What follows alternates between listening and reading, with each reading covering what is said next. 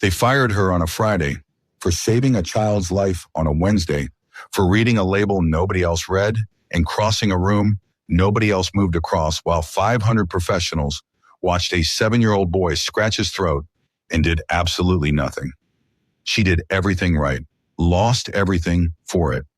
3 days later, his father is standing in front of her. Breathtaking. Still. The kind of man whose silence fills a room more completely than most people's words. You knew before my son felt anything. How? I read the label. That is not the complete answer. She looks at him directly. Neither is everything you have not told me yet. Something moves across his face. Just for a moment. Then it is gone. But she saw it. She sees everything. And what she is starting to uncover about his world and what he has been carrying alone for 12 years are moving toward each other like two truths that were always going to collide. The question is not whether the collision happens. The question is whether either of them survives what comes out of it. She lost her job saving his son. Nobody warned her about his father's secret. Lovies, welcome to a story that is going to reach into your chest and rearrange something permanent. Tonight, Afro-Seoul TV is going beyond all borders and living between two worlds with a tearjerker that will break you. A heartbreaker that will leave you speechless, and a game changer you will never forget. Drop your city in the comments right now. Are you watching from Chicago, Atlanta, Houston, Los Angeles? Let's see how far Lydia's story travels tonight. And lovies, if stories like this move your soul, super thanks and memberships keep these heartbreakers coming. But no pressure at all. Just having you here means everything. Now do not click away because what this woman discovers and what this man has been hiding.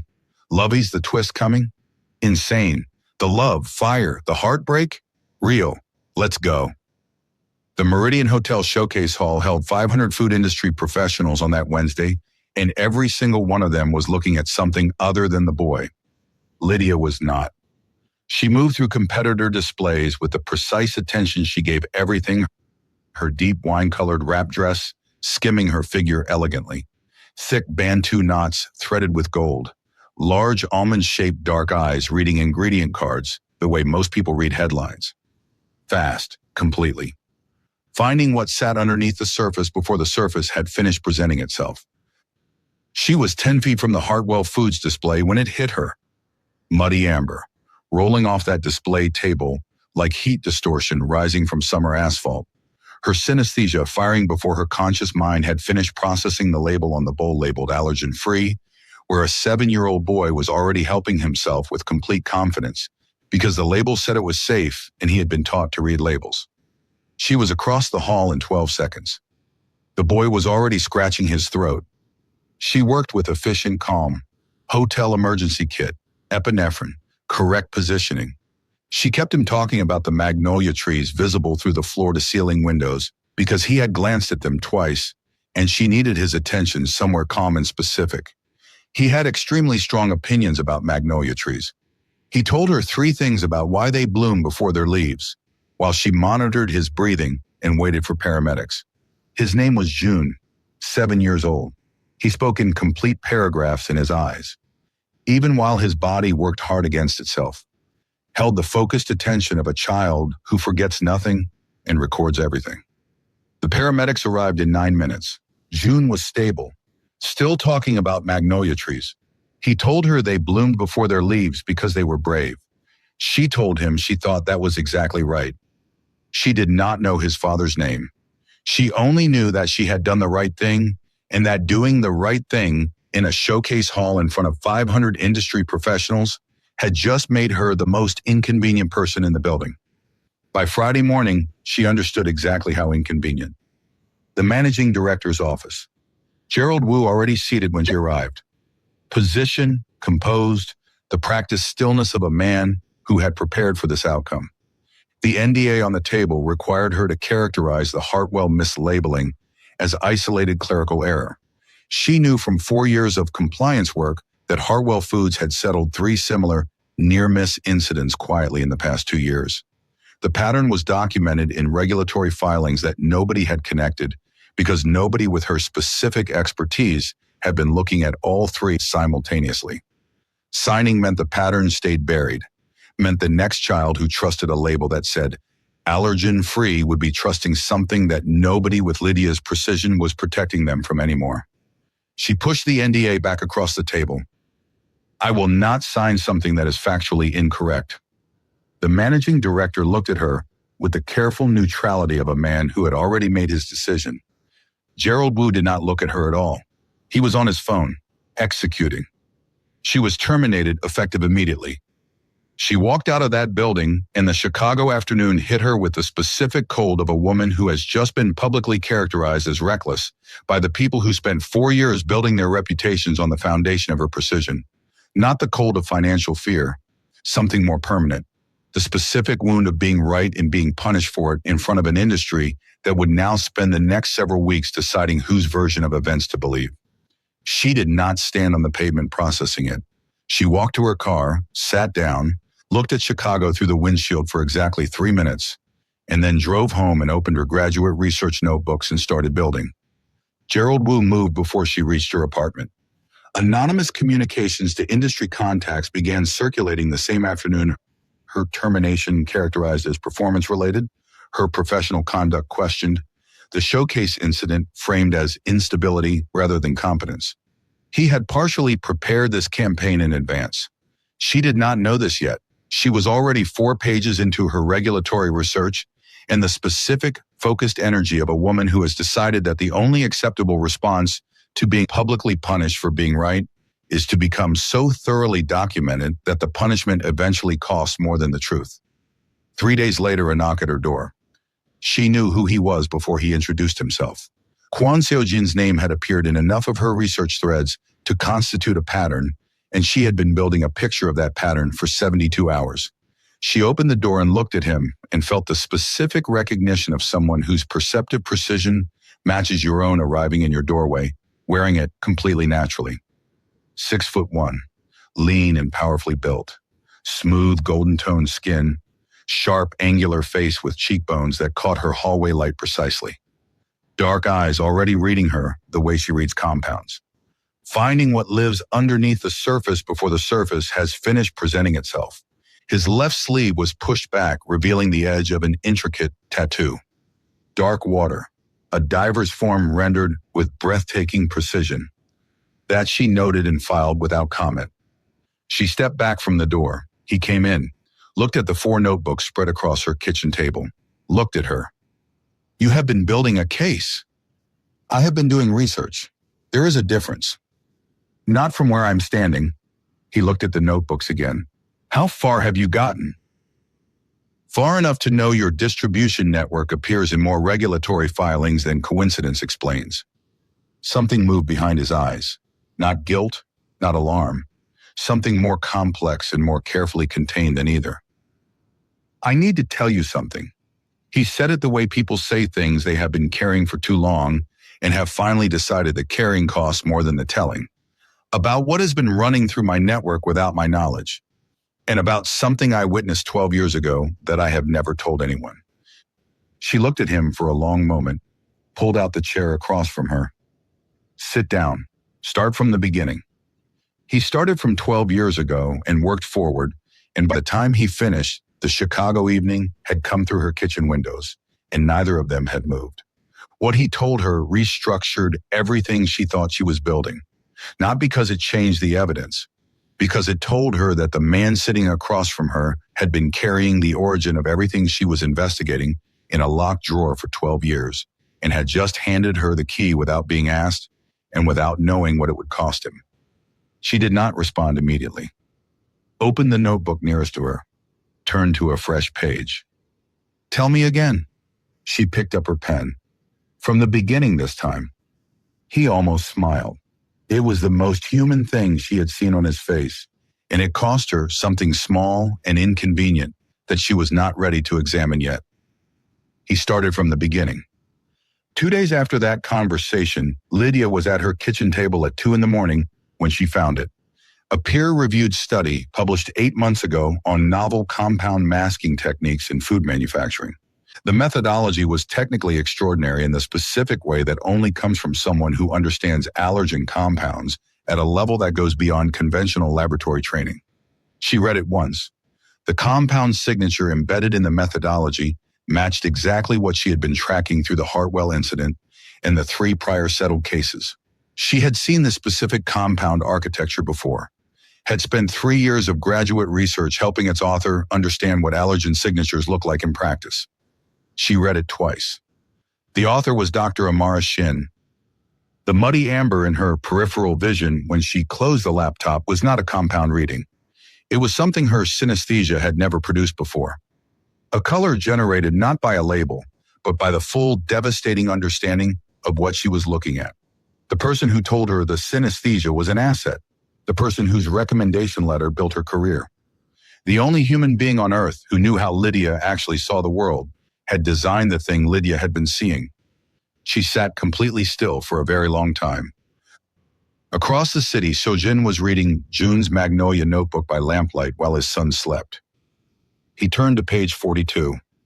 A detailed diagram of the Hartwell Foods display table drawn from memory. 2 ingredient cards in different colors. An arrow between them. 7-year-old handwriting. Someone changed them. He sat with it for a long time. Jun had accidentally drawn evidence of deliberate card substitution and shown it to his father every Sunday for 3 weeks, without either of them understanding what it was. He closed the notebook carefully, sat in the specific weight of a man, understanding that the collision he had been sensing since a hospital corridor had just found its center. Lydia's phone rang. Unknown number. She answered. Dr. Amarishin's voice. 3 sentences confirming what the compound signature had already told her. Then a 4th, a detail that changed the shape of everything. Gerald Wu's connection to the pharmaceutical licensing arrangement built on the contamination methodology. The corporate cover structure. The reason his campaign against her was never just about stolen research credit. She sat with that 4th sentence moving through her and felt the full shape of what she was holding come together with the specific cold precision of a compound signature, finally revealing its complete architecture. She looked at her phone, opened her contacts, found the number she had been not calling. It connected immediately. Before she could speak, he said, I know. I found something tonight too. She did not sleep. Not 1 hour. She lay in the dark with Dr. Shin's 4th sentence running through her like a fault line, cracking through everything she thought she was building. Gerald Wu's connection to the pharmaceutical licensing arrangement, the corporate cover structure. The reason his campaign against her was never just about stolen research credit. She was at her kitchen table before dawn, with all 4 notebooks open and her laptop pulling every public regulatory filing connected to the pharmaceutical licensing landscape Dr. Shin had described. The picture assembling itself was significantly larger than what she had been building toward. Not a local corporate crime, something with reach, something that had been operating in plain sight behind the specific legitimacy that academic research provides when nobody looks underneath it. She called Sojin at 6 a.m. I need to show you everything, not over the phone. I know a place, he said it without hesitation. Neutral ground. She told him she would choose the location. He said, of course. She chose the rooftop of the Bronzeville Community Center she had been a member of for 6 years, a space that was completely hers. When he arrived and understood immediately what the choice meant, she watched something shift in his assessment of her and filed it alongside everything else she was learning about who he actually was underneath the controlled exterior. She spread all 4 notebooks across the folding table in the late afternoon light. He read everything without speaking for 40 minutes. She watched him read the way she watched everything, completely finding what sat underneath the surface. When he finished, he looked up. You built this in 3 days. 4. She held his gaze. I started the night they fired me. He told her 2 things that confirmed what she already suspected. Then he told her a third that stopped her completely. He told her about the meeting he witnessed 12 years ago. Not all of it, the beginning. He had been present when the contamination methodology was first discussed and had never told anyone. He did not frame it as confession, simply told her as a fact she needed to have. She looked at him across that rooftop table for a long time. Why are you telling me now? Because you deserve to build on complete information. He looked at her directly. And because I am done being the reason complete information does not exist in a room. Before she could respond, his phone rang. He glanced at it and answered immediately with the specific, unhurried patience of a father who has decided his son will never experience him as unavailable. Jun was asking about whether magnolia trees could survive Chicago winters. Seo-jin answered fully and carefully before returning to the most serious conversation either of them had navigated in years. She watched him do that. Watched the most controlled man she had encountered become completely unhurried for his son in the middle of everything. Something moved in her chest that her synesthesia had no color for. She filed it and kept moving. She was followed for the first time on her way home from the rooftop. She noticed within 4 blocks.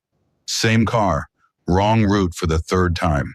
She photographed the plates, documented the time, added it to her notebooks with the same precision she applied to everything, then walked into her apartment, locked the door, and sat with what the surveillance meant.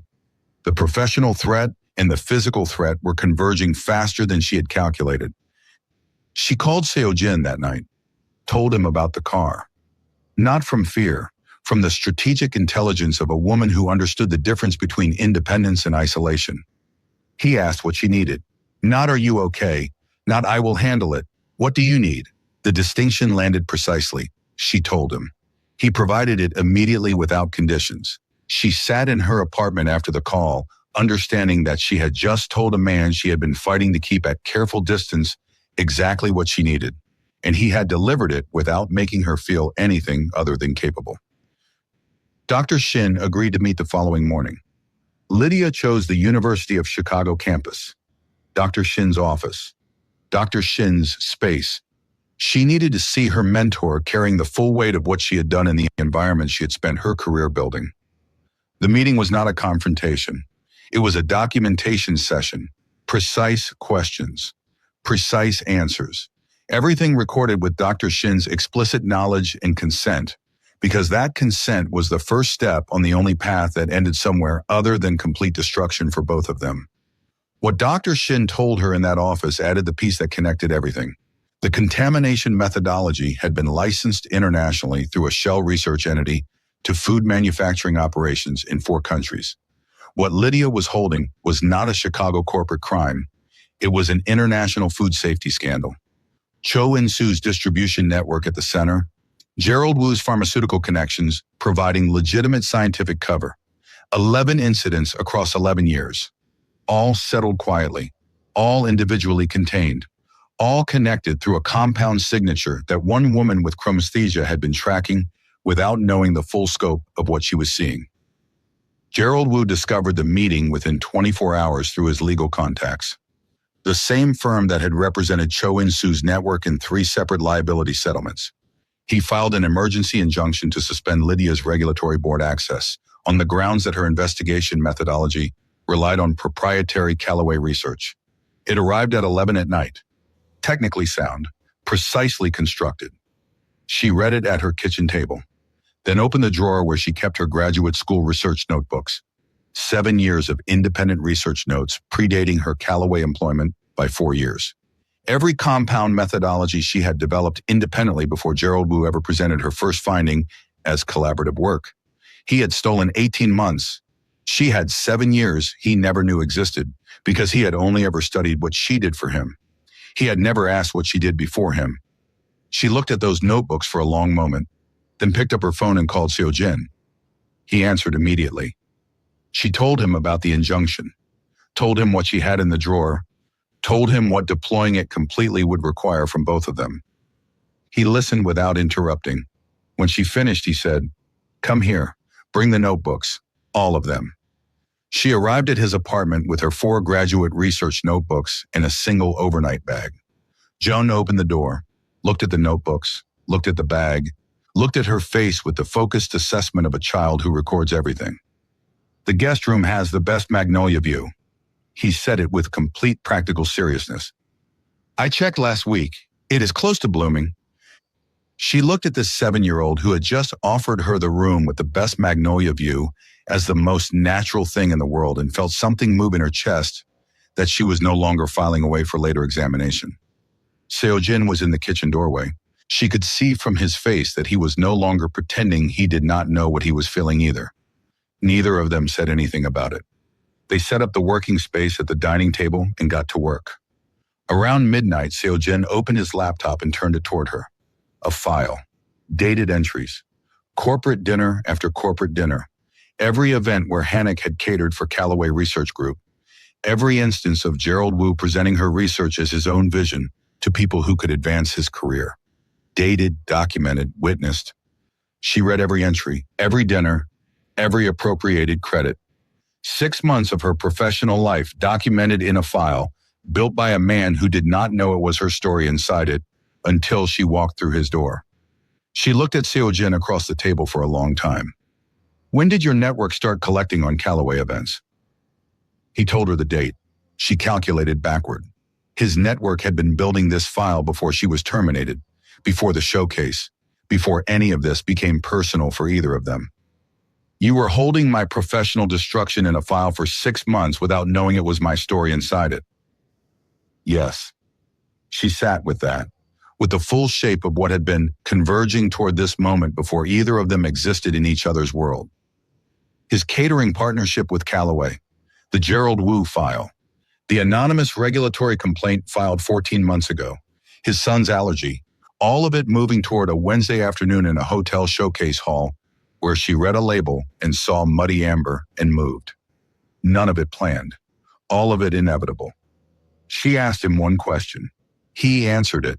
The answer was the most honest thing either of them had said to the other, and it recontextualized everything she thought she understood about the last 2 weeks. The audience rewinds from the beginning and sees what they were watching the whole time. Jun was asleep in his room, his Magnolia notebook open on his nightstand to page 45, where he had been adding observations about the label lady's working patterns. That she reads ingredient labels on everything in the kitchen, including things that do not need reading. That she closes her eyes for exactly 3 seconds after tasting something. That she always knows when his father is standing in the doorway before his father announces himself. He did not know he was documenting synesthesia. He simply recorded what he noticed because that was what he did. The following morning, Lydia returned to her apartment to collect remaining documents. She unlocked her front door, stopped. Muddy amber hit her peripheral vision before she crossed the threshold. Not a food compound, a specific chemical residue from professional entry cleaning agents that her synesthesia read like a signature she had never encountered before, but understood immediately. She stepped inside. Everything appeared undisturbed. She walked directly to the drawer where her graduate research notebooks had lived before she moved them to Seo-jin's the previous night. She opened it.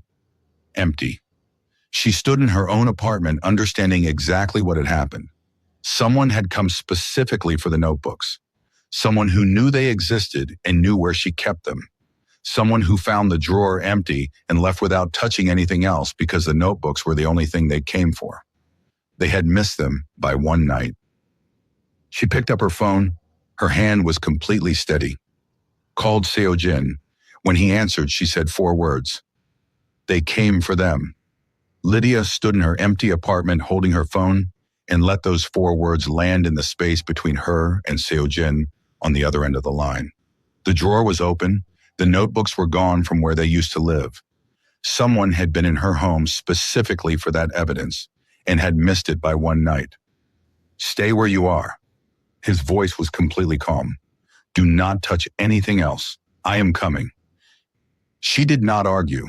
She stood in her kitchen and looked at Chicago through her window and felt the specific cold of a woman who understood that the investigation she had been building from her apartment at 2 a.m. had just become something that required more than precision and patience to survive. Seo-jin arrived in 20 minutes. He moved through her apartment with the efficient attention of someone assessing a space for vulnerabilities rather than admiring it. He did not touch anything. He looked at the open drawer, looked at her. They know about the notebooks. They knew where I kept them. She looked at him directly, which means someone with specific knowledge of my apartment gave them that information. He held her gaze. Dr. Shin. She is the only person outside this investigation who has been inside my apartment. Lydia said it with the specific cold of a woman filling the last piece of a betrayal she had been processing since a midnight phone call. She came here 2 years ago. We worked on a research paper together at that table. She saw the drawer. Neither of them said anything for a moment. The notebooks are safe. She picked up her bag. I need to know if there is anything else they think I have that I do not know about. He told her there was. He told her on the drive back to his apartment with Chicago moving around them in the specific way it moves at night. Relentless, indifferent, beautiful. He told her that Cho In-soo maintained a private victim list. 11 incidents, specific names, ages, medical outcomes, all documented, all privately held as insurance against everyone in his network. Dr. Shin was on that list not as a victim, but as a documented consultant. Her name, her methodology, her 4 years of contamination architecture. Lydia absorbed that in silence. If that list surfaces publicly, she said it carefully, everything surfaces with it. Yes. Can you get it? He was quiet for a moment. I know where he keeps it. I have known for 12 years. Same place, same system. He has never had reason to move it because he has never had reason to believe anyone who knew about it would move against him. She looked at him. You have known for 12 years. I documented everything I saw in that meeting. He said it without defense. The location of his private records was part of what I documented. I never used it because using it required surfacing everything else I knew. I was not ready to surface everything else I knew. And now my son almost died from what I watched being designed 12 years ago, and the woman who saved him is sitting in my car because someone broke into her apartment looking for evidence that would expose it.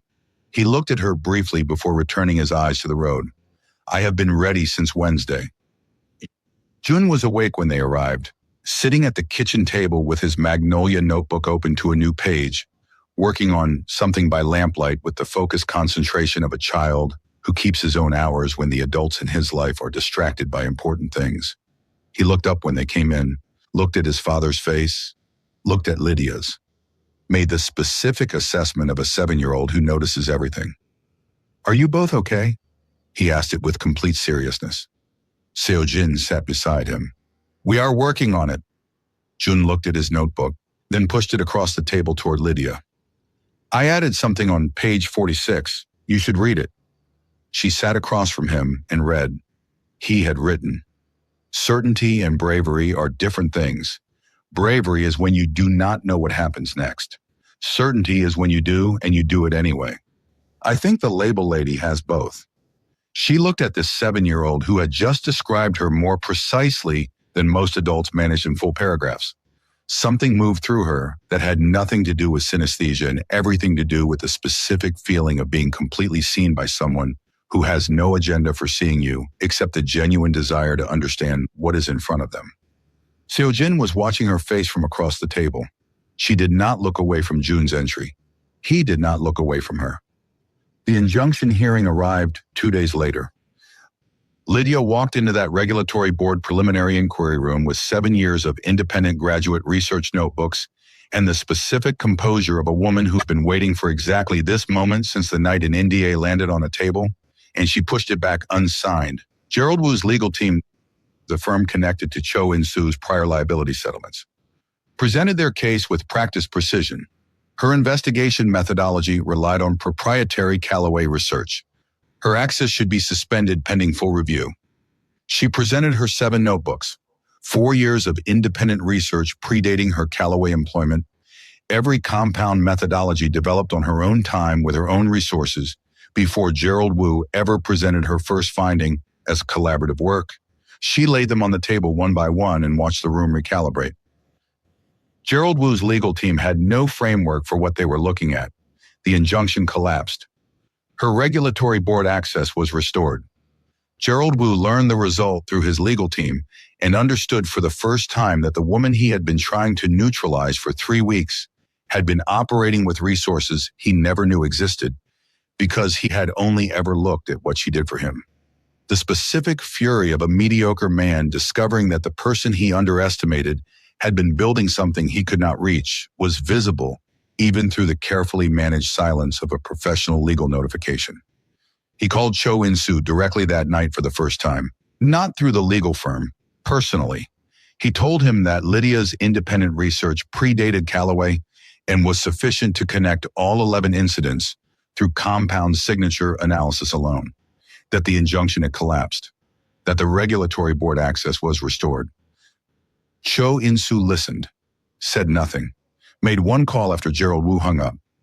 The following morning, Seo-jin told Lydia and Dr. Shin, who had come to Seo-jin's apartment at Lydia's request, carrying everything she had left to carry, about the private victim list and where it was kept. The three of them sat around the dining table with all 4 notebooks and Dr. Shin's recorded testimony and Seo-jin's distribution records and the Gerald Wu file, and understood collectively what they were now in possession of and what deploying it completely would require. Dr. Shin looked at her hands. "If I testify formally about the methodology and the coercion," she said it quietly, "everything I built at the university is gone."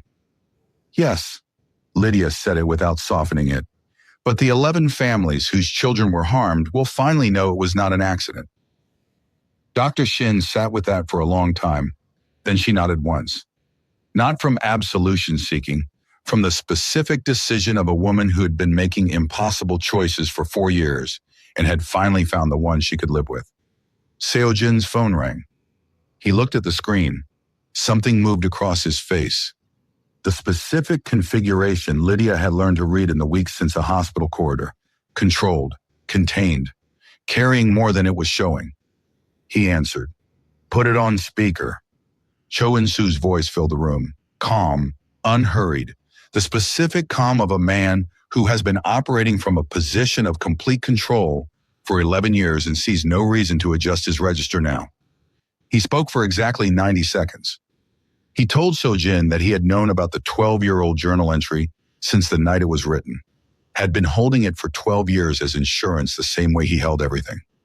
Quietly, patiently, available when needed. He told Seo-jin that if he moved against him with that journal entry, Cho In-soo would make sure everyone learned that Kwon Seo-jin sat in that room 12 years ago, doing work for a criminal distribution network, and chose silence while 11 incidents produced 11 victims.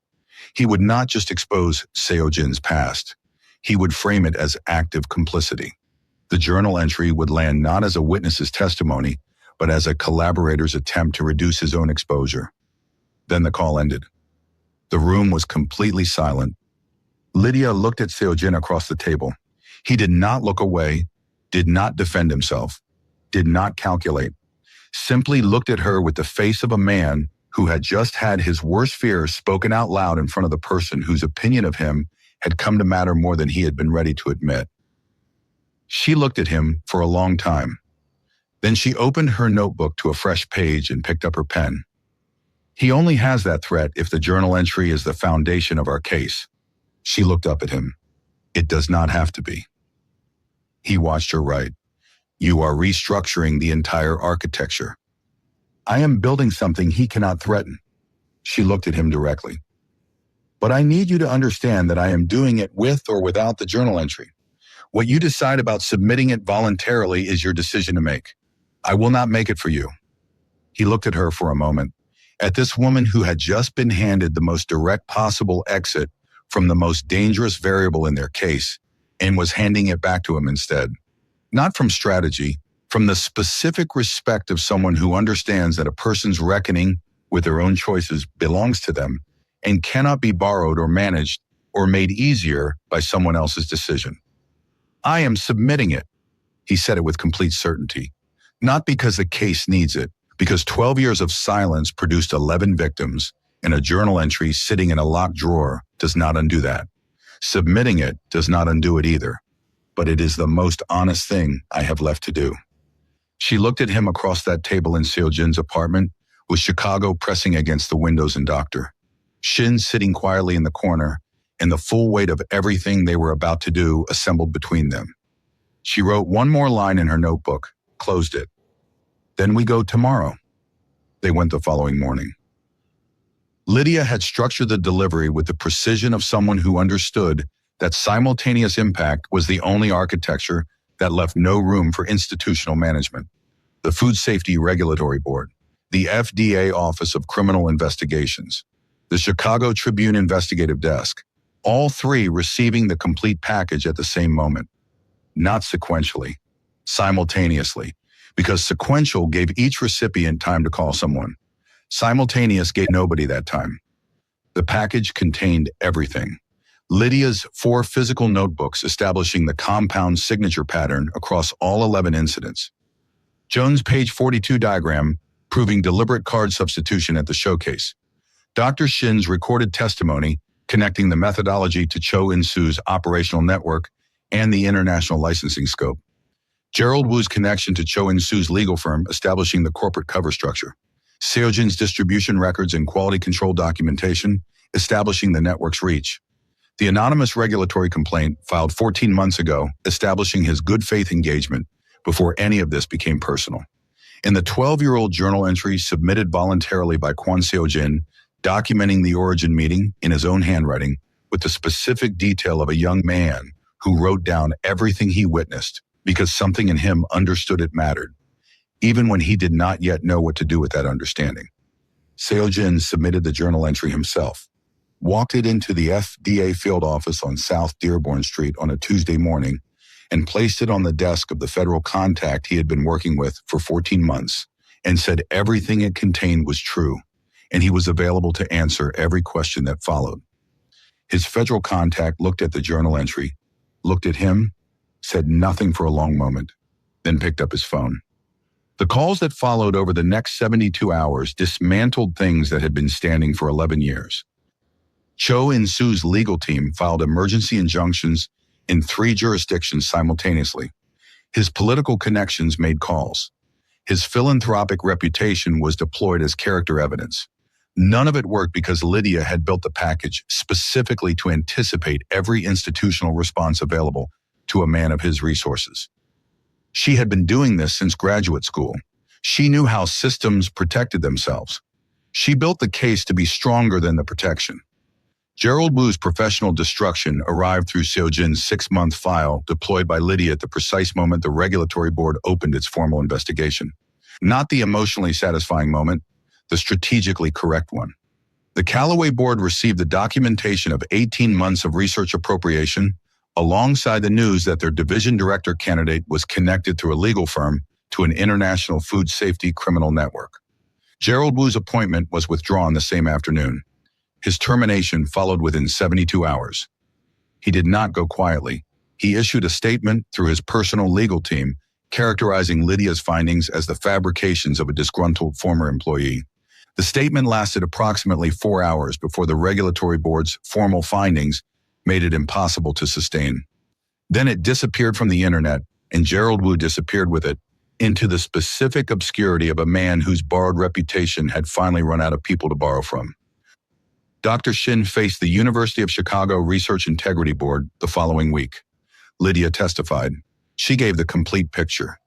The coercion, the falsified data point from 12 years ago, the 4 years of contamination architecture built under duress, and the specific moment, Dr. Shin chose a student over her own survival by making one phone call at midnight that she did not have to make. All of it presented with the same precision Lydia brought to everything. Not to destroy her mentor, not to protect her. To give the complete truth because incomplete truth was not something Lydia was capable of producing, regardless of what it cost her. Dr. Shin lost her position.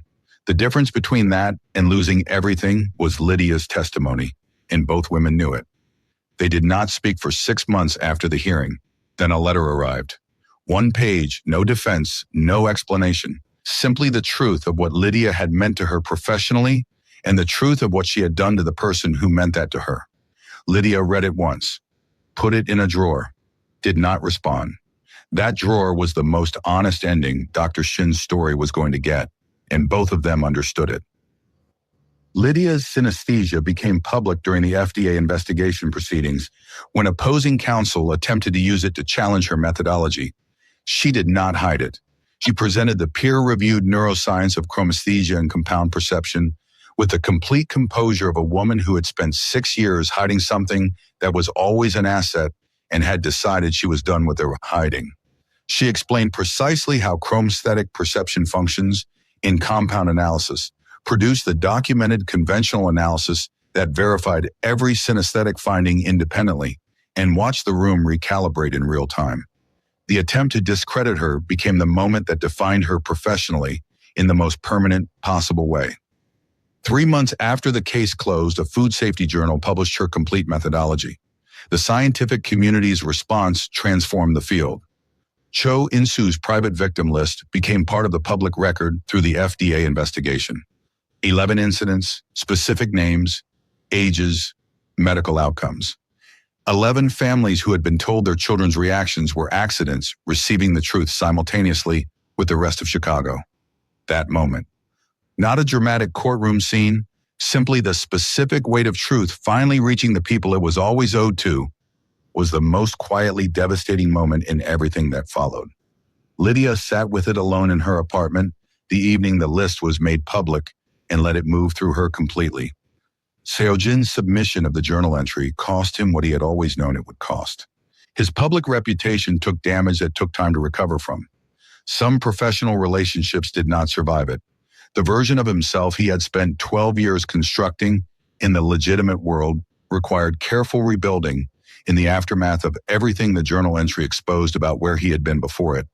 He paid every cost without negotiation because they were his to pay, and he had always known that.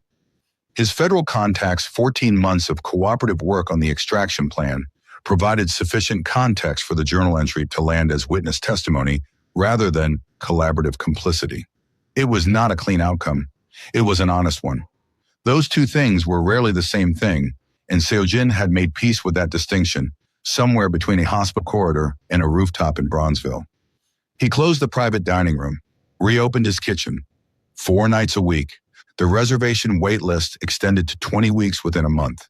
He did not read the reviews. He simply cooked and let the food be what it had always been when he was most genuinely himself. The most honest expression of who he actually was, available to anyone who sat at his tables. The 6-year-old girl from 2 years before Jun's birth. Seo-jin found her family 3 months after the case closed, sat with the question of whether to tell them for 2 weeks, then told them. What happened in that conversation was private and between him and that family, and Lydia never asked him about it directly. She simply noticed that he cooked differently the week after. Something in the food had shifted in a way she had no existing category for. The color she saw when she ate what he made that week was not the clean blue of perfect compounds. It was something warmer and more complex. Something her synesthesia had been accumulating the vocabulary for since a hospital corridor and a rooftop and a kitchen at 2 a.m. and a 7-year-old's Magnolia notebook. She did not tell him what color it was, not yet. She launched her own allergen compliance consultancy from the Bronzeville Community Center, whose rooftop had become the place where she made the decisions that mattered. Immediately successful because her reputation was now entirely and permanently her own. Her first 3 clients included the regulatory office, a major food manufacturing corporation implementing voluntary compliance upgrades, and a Chicago public school district reviewing cafeteria allergen protocols. She had built it, every piece, with her own hands and her own mind and her own 7 years of independent research that nobody could ever claim collaborative credit for again. Lovies, if you have made it this far, then you already know what this story did to you. Between 2 worlds and beyond all borders, we promised you a tearjerker, a heartbreaker, and a game changer. And did Lydia and Seo-jin's story deliver? Are you crying? Are you smiling? Are you both at the same time? Tell us right now in the comments. Are you watching from Chicago, Atlanta, Houston, Detroit, somewhere across this beautiful world? Drop your location and let us see how far this story traveled tonight. And lovies, if stories like this move something real in you, super thanks and memberships are how you tell us to keep going. No pressure ever. Just know that every single one means everything to us. Now tell us, would you have made the same choices Lydia made? Could you have handed that decision back to him the way she did? Tell us everything. Now let's see where these 2 worlds land. 6 months later, Chicago summer had settled in warm and unhurried, and Lydia's consultancy was operating across 3 states with a waiting list of its own. Jun had completed his Magnolia research and submitted a formal report to his school science fair. 49 pages, 3 pressed specimens, a bibliography that included the building doorman as a primary source. He won 2nd place, He had extremely specific feelings about the first place winner that he documented on page 51 of his Magnolia notebook for the historical record. Seo-jin's kitchen had become the thing it was always supposed to be, the most honest expression of who he actually was. He had stopped trying to manage the distance between the man he had built and the man he was. They were the same man now. The cost of that convergence was visible in certain ways and invisible in others, and he had made peace with both. What Lydia and Seo-jin were to each other 6 months later did not have a clean institutional name. They were in each other's lives completely and honestly. He was in her consultancy's Tuesday morning briefings because their work genuinely intersected, and neither of them pretended that was the only reason. She was in his kitchen on Sunday mornings because Joan's pancakes were always slightly burnt and always completely perfect, and she had decided that slightly burnt and completely perfect was her favorite combination in any compound. The unresolved question that lived between them was not whether they were together. They were. The question was being answered daily through these specific choices both of them kept making. To show up, to tell the truth, to let the other person be completely themselves without requiring the simplified version. That ongoing daily choosing was more honest than any proposal and more permanent than any wedding. And it was what the audience carried with them long after the story ended. June added the final entry to his Magnolia notebook on a Sunday morning while his pancakes were slightly burning on the stove. He wrote, "Magnolia trees bloom before their leaves because they already know spring is coming. They are not brave. They are certain. There is a difference." He showed it to Lydia. She read it, looked at Seo-jin across the kitchen. He looked back with the face of a man who was certain about exactly one thing and had stopped pretending he did not know what that certainty was. She picked up the pen, wrote one word under June's question, both. Chicago held all three of them in its complicated arms and called it something growing toward a name, something with jagged edges and clean blues and the specific warmth of people who chose honesty over convenience and were living inside the complicated, beautiful cost of that choice every single day.